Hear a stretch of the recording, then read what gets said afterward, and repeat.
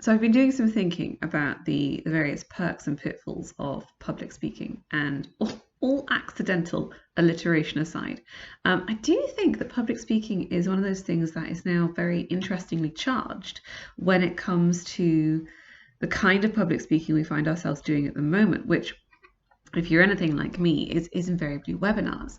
And I recently had a fantastic conversation with a friend called Jakob, and we were talking about the sort of various vagaries of doing webinars and the kind of presentation aspect thereof. And I think one of the things that struck me that I shared with him was that the temptation is to believe when you are doing a webinar that you are only speaking to the people that are either in the webinar, or you're speaking, and this is the scary part, you're speaking to an entire swathe of people, 75, 100, 125 plus. And the thing that I mentioned to Jakob was that that's not how it works.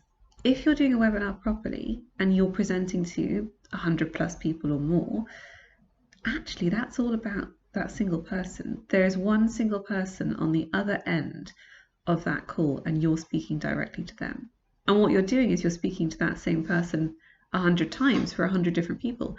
But my point is that I'm making very inarticulately is that we should be presenting and delivering webinars, particularly through screens and so on, in a way that makes someone feel intimately connected with you and your message and what you're saying.